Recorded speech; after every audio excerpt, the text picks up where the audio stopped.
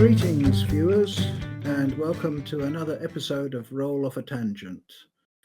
This time the team is going to discuss a tale about absolute evil. Each of us is ideally qualified. I'm Robert Gibson alias Zendexor from the tyrannous British Empire. Nikki Zuev represents the menacing Russian bear, Anthony Simeone the transatlantic Great Satan, and XJ the sinister Orient. The story we're about to tell is quite short. It's called The Outcast and appeared in 1922, the author being E F Benson, who interestingly enough was the son of Edward White Benson, Archbishop of Canterbury. I use the phrase absolute evil because in the story it is not connected with deeds, but is quite involuntary. Metaphorically speaking, it's a kind of spiritual odour which hangs around the personality or soul of Mrs. Bertha Acres, despite her best efforts to make herself agreeable to her neighbours and live a normal social life. The author makes it very clear that Mrs. Acres has not done anything wrong. It wasn't overtly her fault that her husband shot himself before the story begins. The trouble is not what she does, but what or who she is.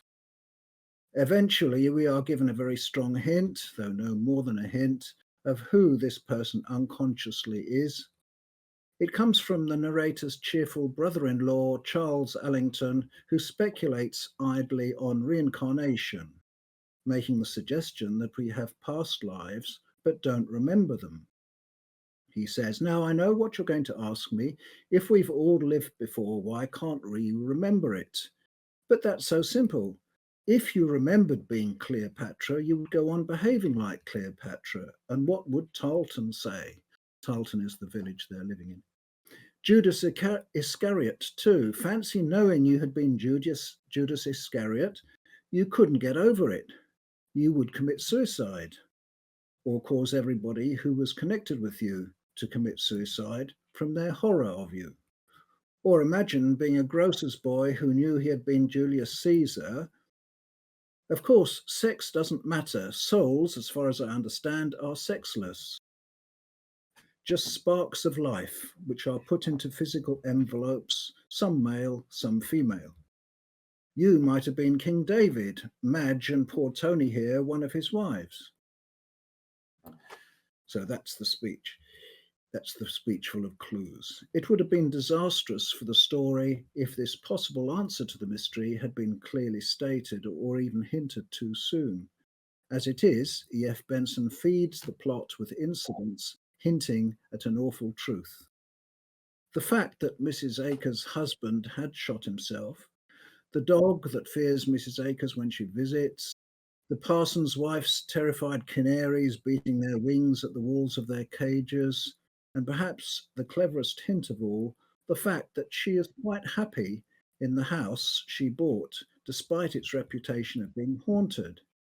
She doesn't notice any of the sinister influences other people notice there because she fits in with them.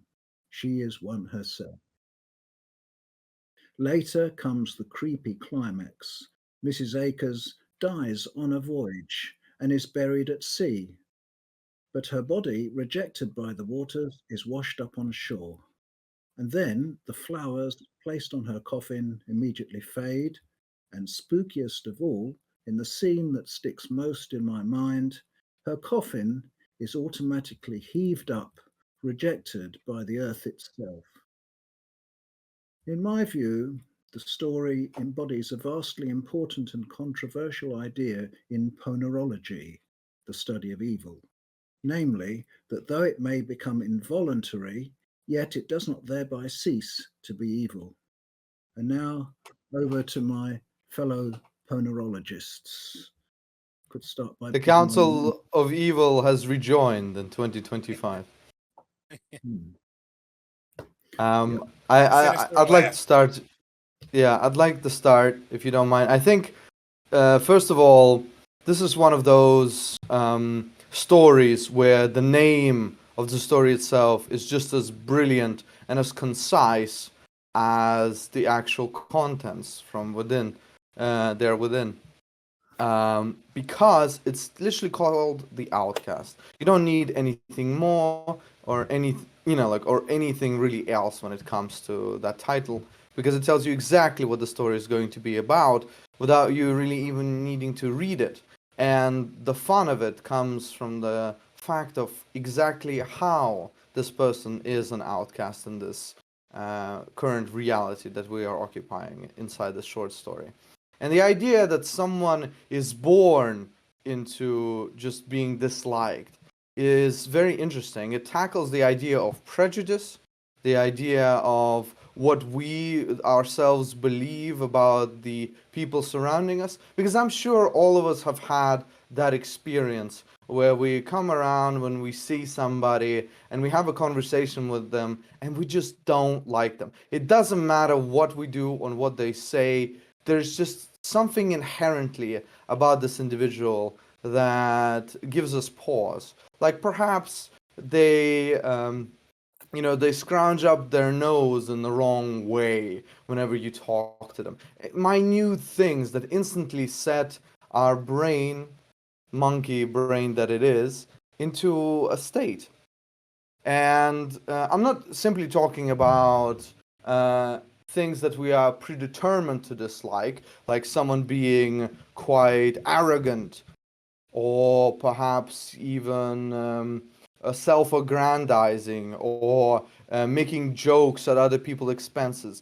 I'm generally talking about these little minute micro things about an individual, like the way they laugh just sounds fake to you. It doesn't matter what everyone says, like, oh, it's just their laugh, like, don't worry about it. To you, it just sounds fake and you can't get over it.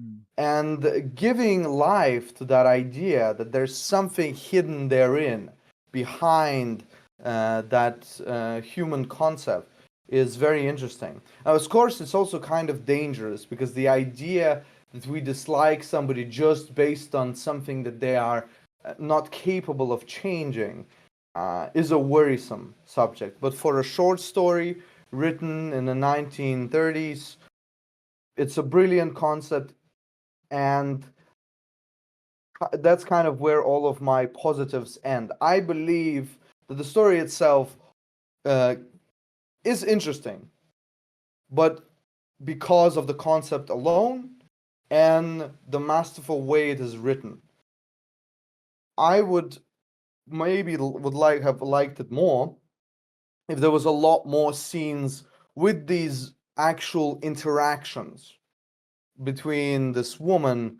and everyone else around, to give us a feeling of exactly why, what mannerisms, what does she do in order for people to dislike her. um, there was some of it there, but to me it just wasn't enough to further elevate the story. But as a whole, it was an interesting concept to explore and a nice afternoon read. Those are my thoughts, at least initially. Mm. What about the rest of you? Anthony, why don't you go next? Yeah, I thought, I never read anything by Mr. Benson before this, so everyone kind of knows about M.R. James. They were contemporaries, I think, sort of living and Mm. writing around the same time.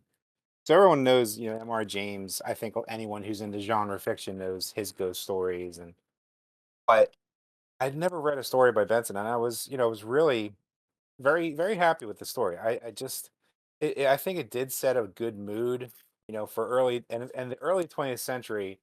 I think just people in general were very wrapped up in spiritualism still.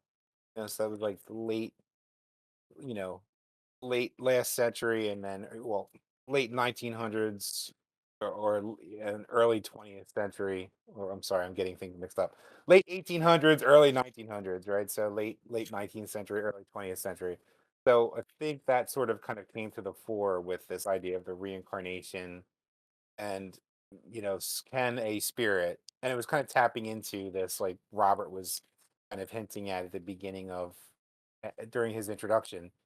It was this idea that is evil sort of endemic to a soul or a spirit, or is it something. So, and it seems like the story says yes, is that if there can be truly evil souls that transcend reincarnation, and if you think about reincarnation as we think about it today, it seems like we kind of believe today, if you believe in reincarnation, it's sort of the soul gets scrubbed of things, sort of, and cleaned, or so to speak, it might be to an extent. But this concept of sort of a soul retaining this depth of depravity and evil, and evil as a universal concept beyond human judgment, so it's more of an objective evil, right?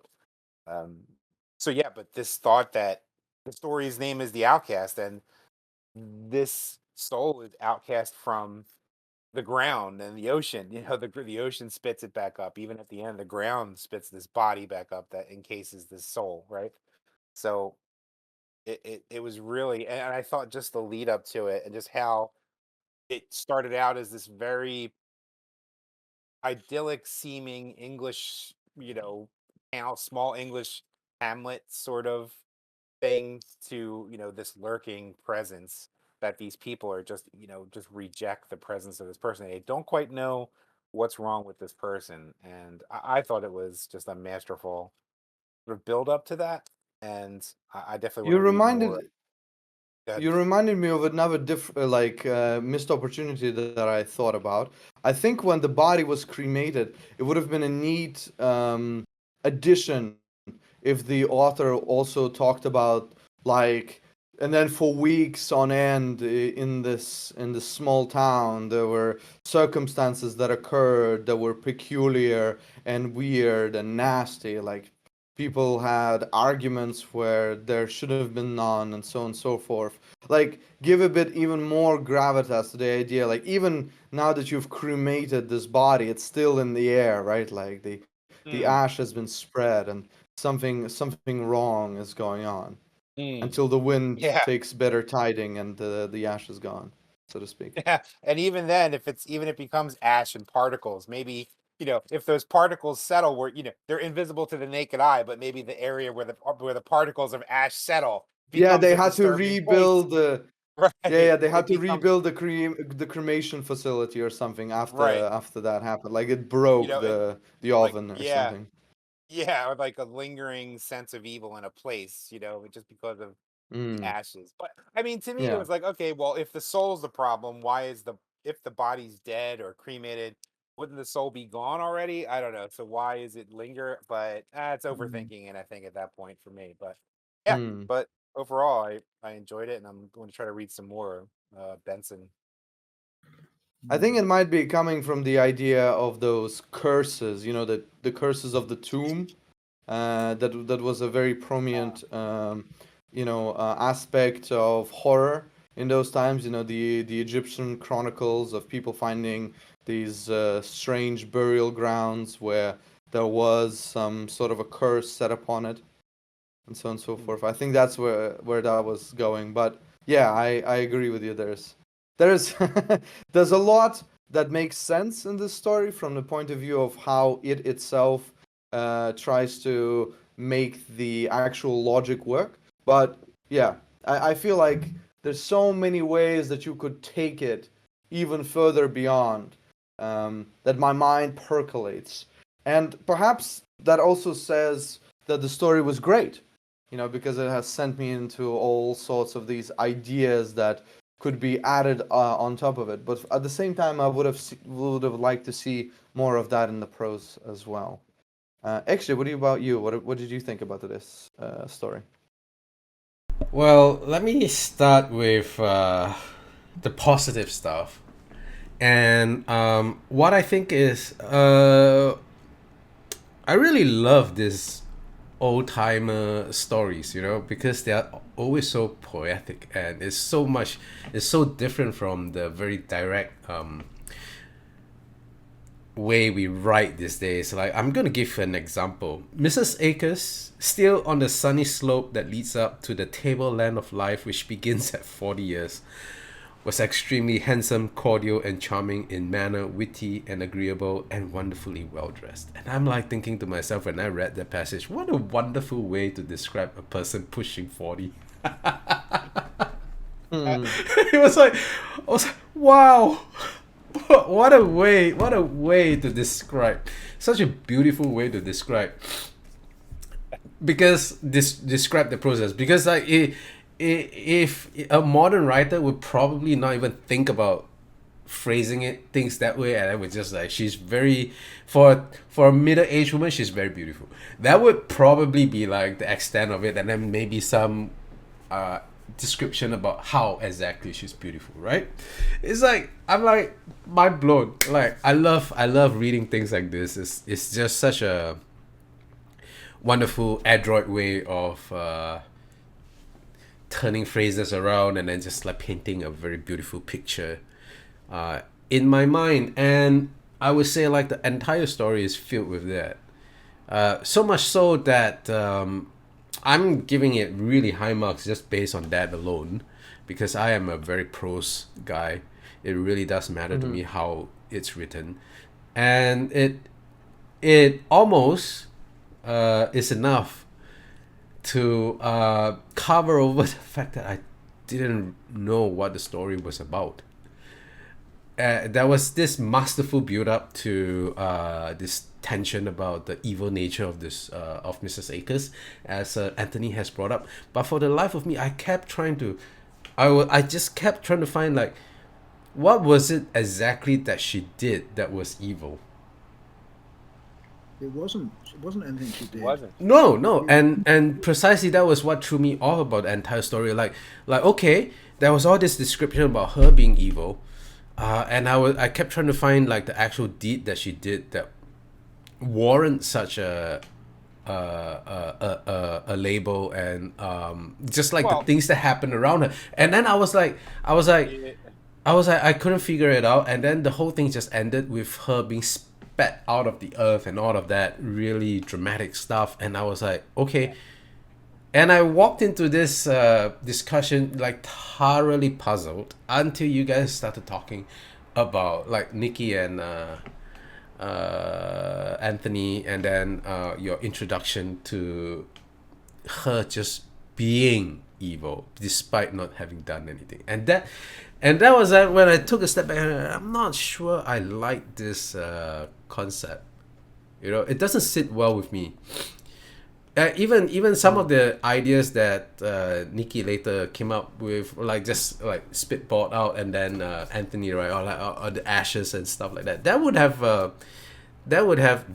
totally would have sold like more that she does have an evil nature, but that would also have been like a bit of given her more of a, painted her in a more sinister light, and we could have and that might have been deeds behind that turned her that way. But as it stands, like the story is literally like walking into a street, seeing somebody that's different, and then just deciding that guy or that person is evil. Something about that person is off, and that's why they're evil. And that, I have to confess, that doesn't sit right with me. I'm not sure how I feel about that. Yeah. I'm I big. think you can't, if I may say, Anthony. I don't think you can really connect it with the idea of modern prejudice. This is more about an off feeling about a person, right?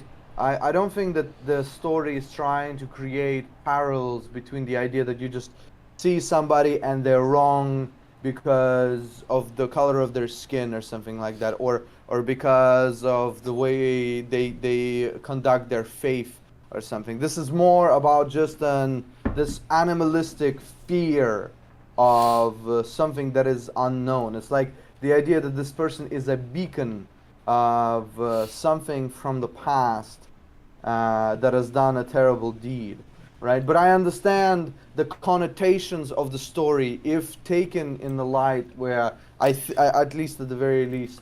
Well, I was actually trying to avoid Yeah. that, because you noticed that I was like, I didn't like go in any of that direction. What I'm actually pointing is a more general thing, like this person is evil just because. But You I know? mean, haven't you ever met somebody who you're just like, I have the bad feeling about this person. Well, I know yes. everybody says it's great, but like, I don't know. Yes, but eventually they out themselves. As to That's the usually whole that conceit of the story. Yeah, the whole conceit of the story is that, like, is it a spiritual source?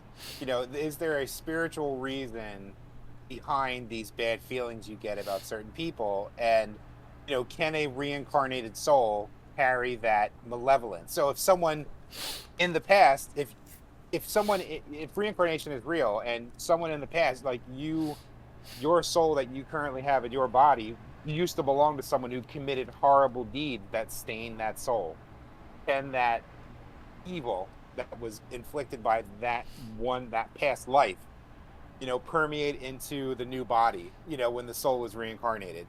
And I mean, the story telegraphs that because of the one friend that is really into reincarnation and mysticism, and so it really kind of sets that up. There's Puts them always in your that head. in the old stories, by the way. I mean, there's that one Yeah. expert I'm not- friend who knows stuff. I'm not Yeah. I'm not unfamiliar with that concept because in Chinese culture, we carry the sins of our past lives with us into our next reincarnation. Okay. But there's always like some sign that, like, some people like one of the things that is in one of the things that's prevalent in that set of beliefs is that if you reincarnate as the son or daughter of somebody, it means that in your past life that your parents owe you a debt. You know, so that's like some reason for some of this, and it manifests. Right, so you're saying in the Chinese ideology, it's more about like a set of rules. That's It's like okay, if that's you were like born- yeah, that's like the set Yeah. of that's like in that set of traditional beliefs, and I'm gonna stress it's traditional beliefs. It's a bit more like superstition, like if Yeah, of you course. if you see a pig or you see a horse, that is a reincarnation of somebody prior to that, and the reason that they are a horse and a pig is because they did something really terrible before. And so I am familiar with the concept of reincarnation bringing in the past sins along with them. The only thing though is I mean, like, as far as I can see, Mrs. Acres just did nothing, and that I think the story would have been a lot better for me had Mrs. Acres actually did something to warrant that this. But you like, see, I think that Even- would make even- the story worse. even Yeah, I even if it was something like what you guys suggested, I just saw something just so evil about her that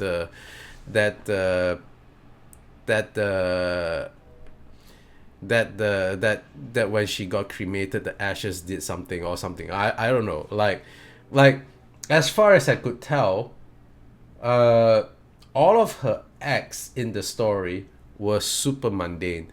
She loves dogs. Like, if I took away that part where everybody was just like feeling so upset just being around her, she loves dogs, but unfortunately dogs don't love her back. And that sounds like me. You know, So, yeah, I mean, yeah, I agree with Nikki though. I have to like say that that makes it more eerie. I think, like, she doesn't do anything to warrant this feeling. It's just psychic residue on her soul. And on the reincarnation thing, I have to say I'm not a huge student of it. And honestly, there's you know, some Orientalism going on with these older stories, right? Where it's like, oh, it's from the East, so we're going to mystify it. You know, and and maybe, I don't know how much Benson studied reincarnation himself. He just, maybe it was in the culture, you know, people were into this, the mystical East, and, or, you know, Orientalism, and like, well, I mean, I'm not dumbing it down. I'm you know, not maybe at that I'm time. not terribly concerned about how he translated it into. I mean, we all take liberties in our story and our world building, right? The only thing that didn't sit right with me was that Mrs. Acres literally did nothing. That was the Yeah, that was that was I understand that where was you're the coming problem. from. That was the problem. I kept Yeah. trying to find like, okay, what exactly did she do that I mean, it would have been nice even if it was some hint, like some really like even if what she actually did in her past life was described, that would have been something. Hang on. Robert? Let me put you out of your Uh-oh. misery, XJ. Uh-huh. Okay. The story I haven't got the text in front of me now, but the way I read it, the story makes it as clear as it can be without saying so in so many words, that Mrs. Acres is a reincarnation of Judas. Really?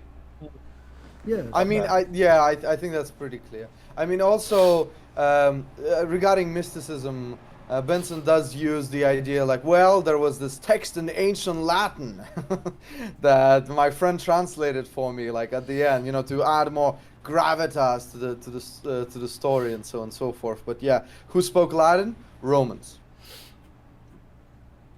So I think there is definitely a very clear push to the idea that this woman is the unfortunate reincarnation of Judas, because the earth does not accept her, the sea does not accept her. The point of Judas and his story at the end is that he must walk, like he will not be accepted anywhere for what he has done. Okay. So I just did a search. I have the story open on my computer. So it here we go. Judas. It only mentions Judas in one paragraph, and it says it's sort of when the friend, I forget the names here, but the one friend is explaining to the other guy, about reincarnation, and he says, "So what's your hypothesis?" says the one friend, and the friend says, "Well, what if you had been Cleopatra? What if you had been Judas? But the way he describes the condition of Judas and what he would be like as a reincarnation very much correlates to what happens to the woman in the story. I And think also that's he where... he takes the trouble to say I guess that's the intimation. sex doesn't matter, Yeah. that you can be reincarnated.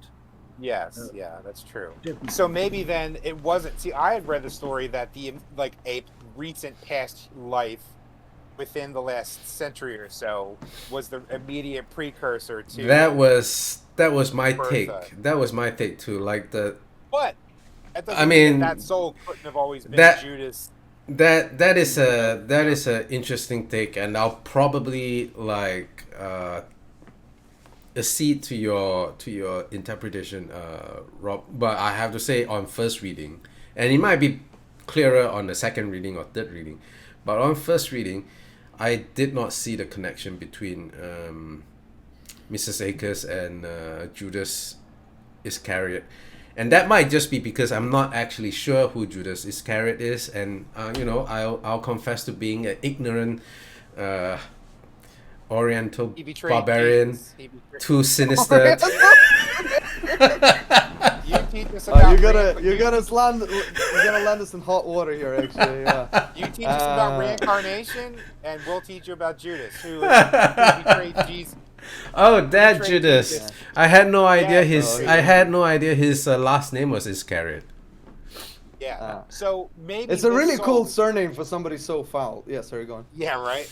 Yeah, it sounds sinister, right? So maybe everyone who scary. happens to have Judas, everyone who has Judas reincarnate into their body is just evil from when the original Judas died, I guess is what Robert's saying, if you extend it, to like if this soul keeps coming back, and if it's Judas's soul, no matter who they reincarnate into. But if you strictly interpret I wonder if the Judas soul was ever a pig or a horse, or it's supposed to be a lower life form, right? I think. Yes.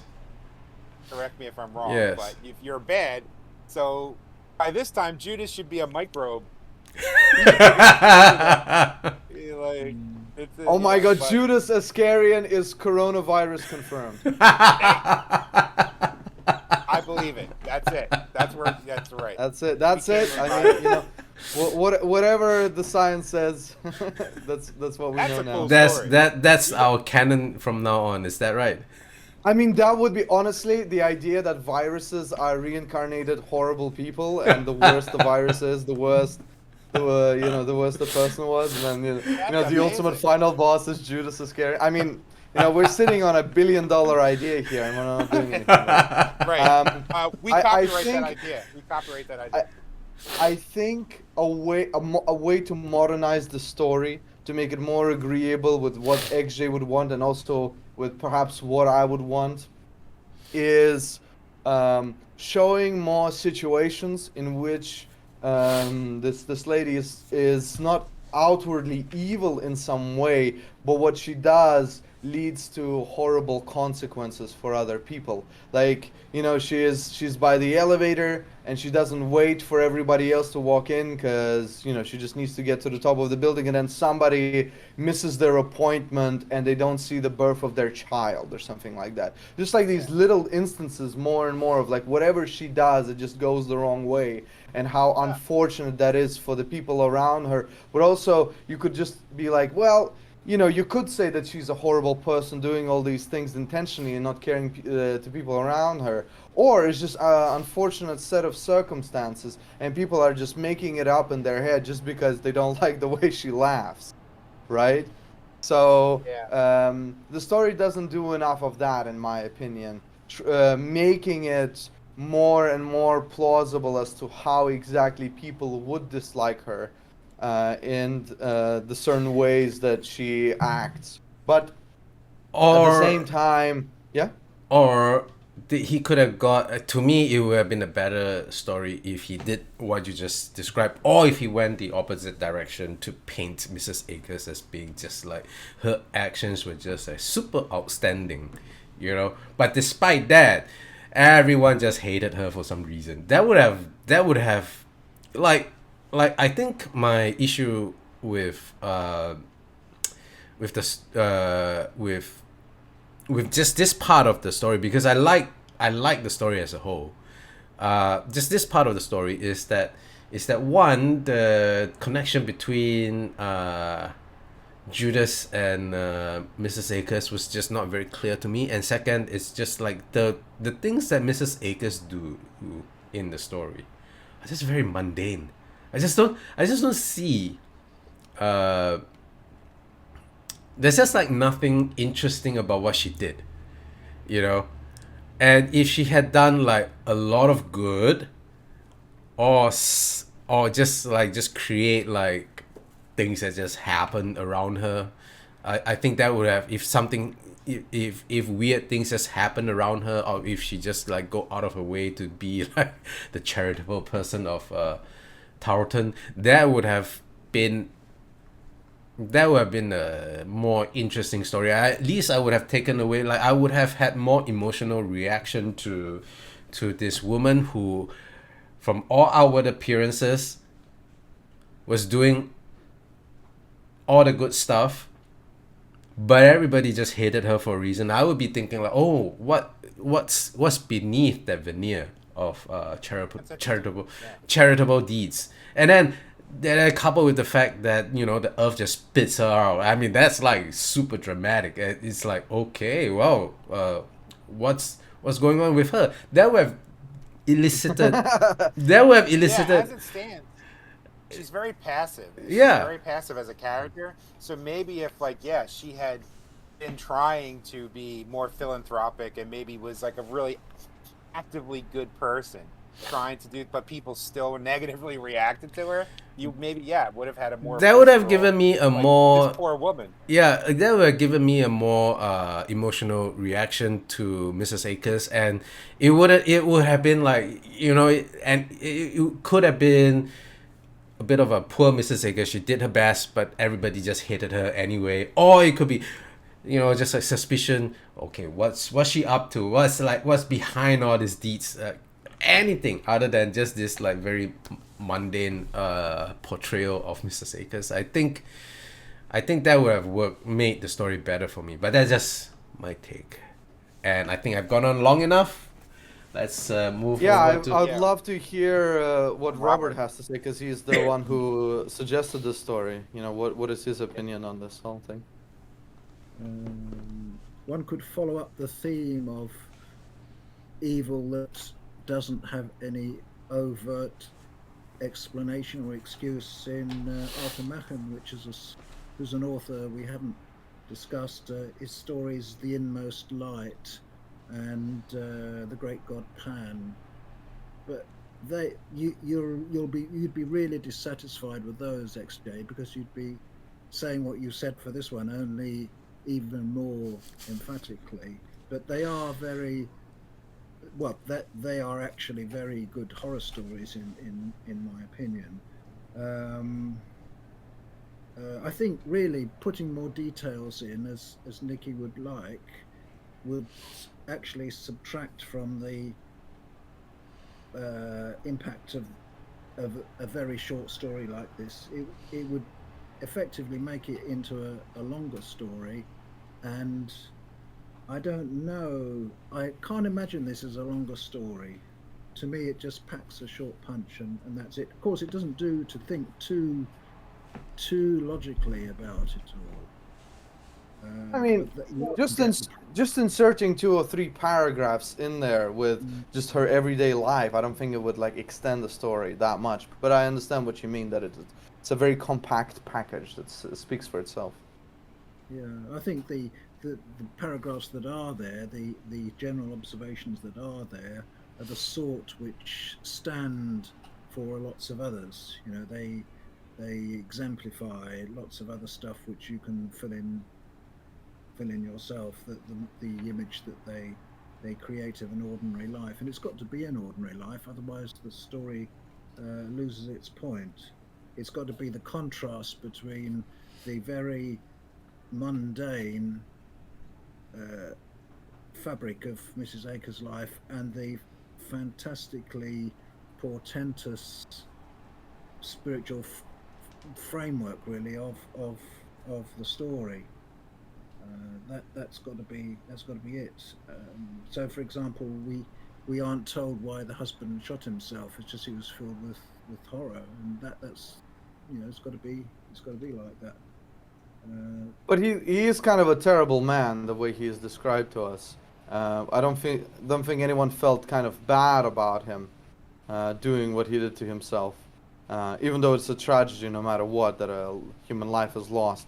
But yeah, he is very much painted as this gross individual, and I think that's actually the strength of the story as well, because it introduces to you the idea that this woman is very unfortunate. She has had an unfortunate life where her husband kind of was really mean to her for no reason.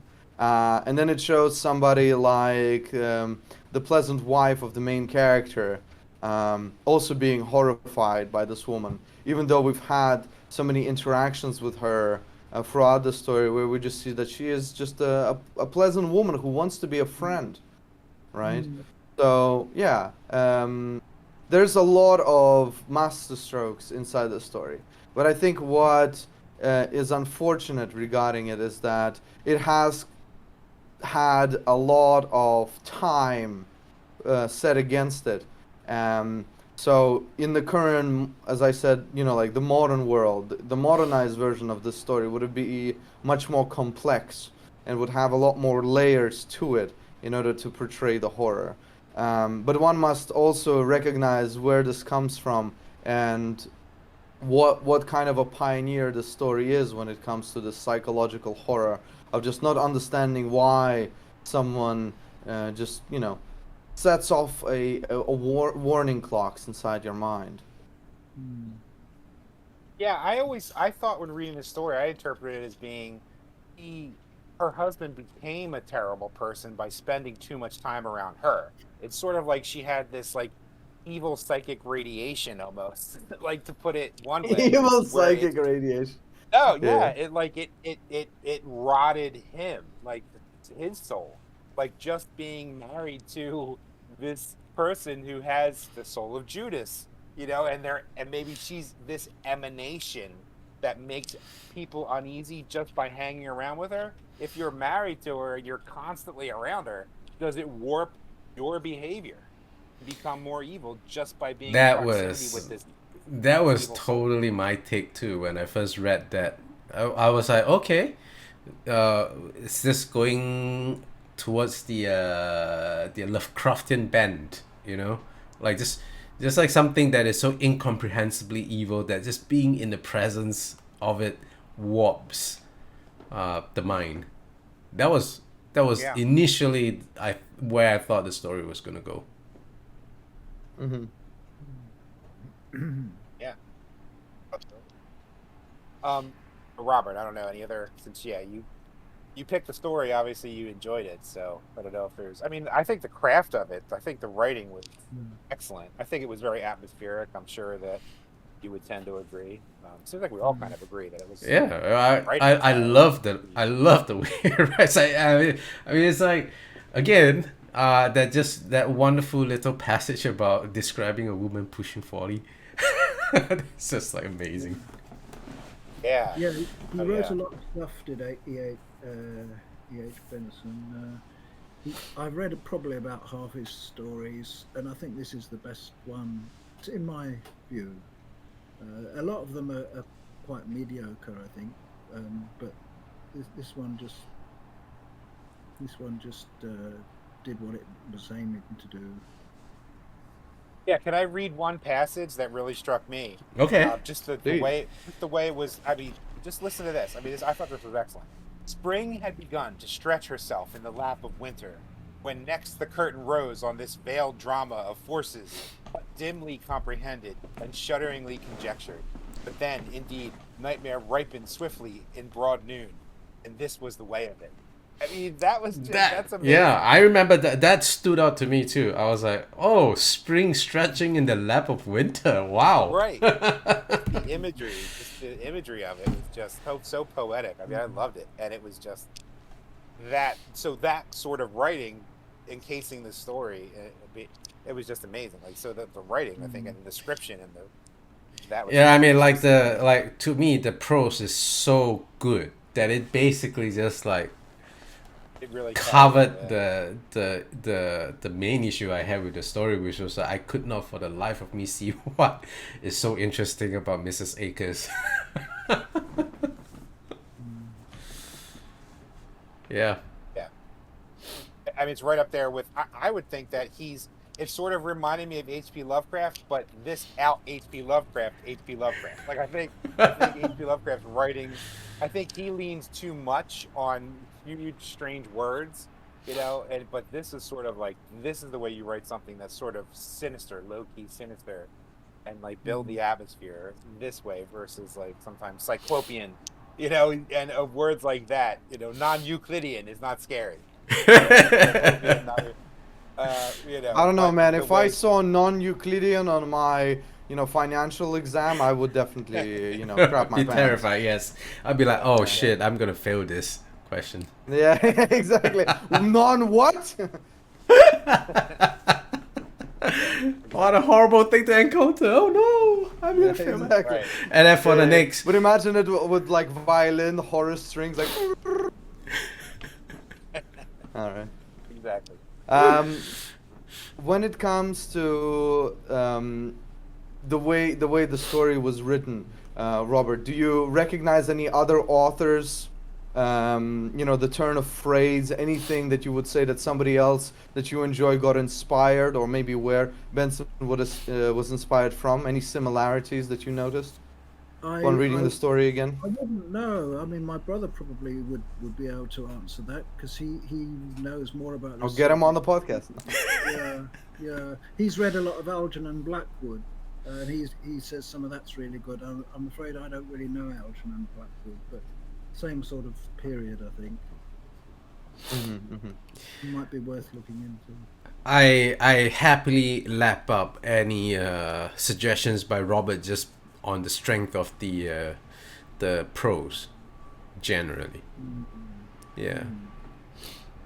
Well, as I said before, Arthur Machen is worth looking into, and also if we ever do some of those, I'd appreciate some of the stories being explained because I'm not sure I understand. Sounds I like mean, we I have an barely assignment. I barely comprehend the English language, but I'll do my best, Robert.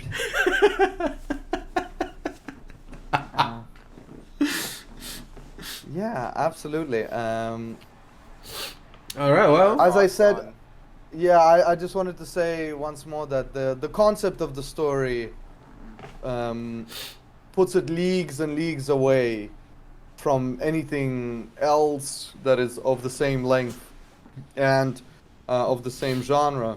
But unfortunately, I think for the modern reader, there is things that they might expect or might desire that this short story simply will not give, because at the time this was something else entirely.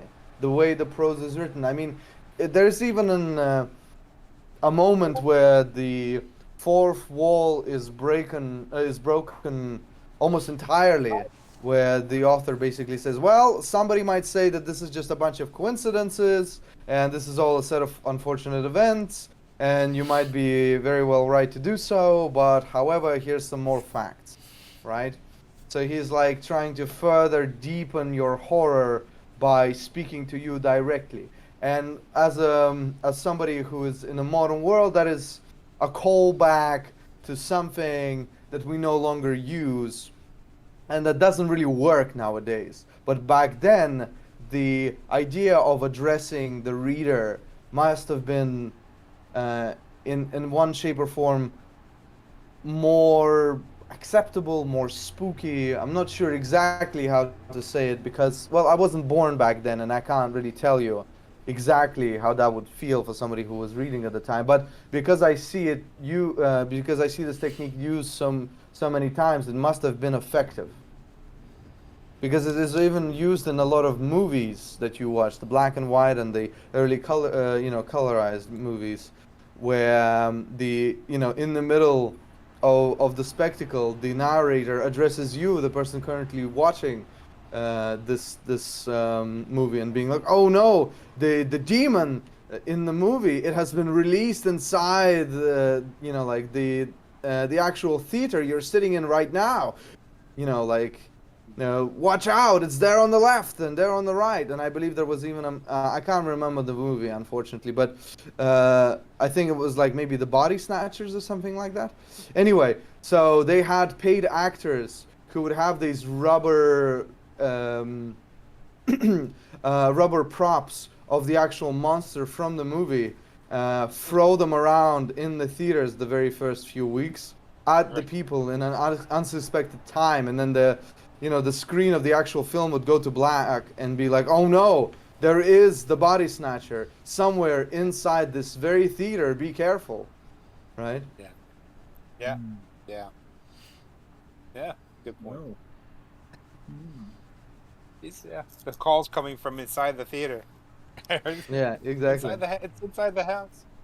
It's inside the house. It's somewhere with right? us. Judas Iscariot. Yeah, I mean, now that you mentioned it, I'm remembering a lot of the older horror stories we have read, even on this podcast. Like, there are some stories that eventually will take a turn and say, "Now I'm not sure the records doesn't say this anymore, but here are some facts." Exactly as you say, I think, Nikki.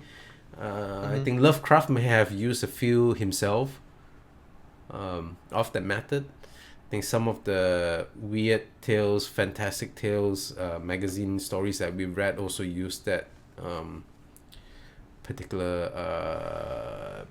trick, shall we say. Yeah. All right, well, any final thoughts? A great story. Needs more Judas Iscariot in it.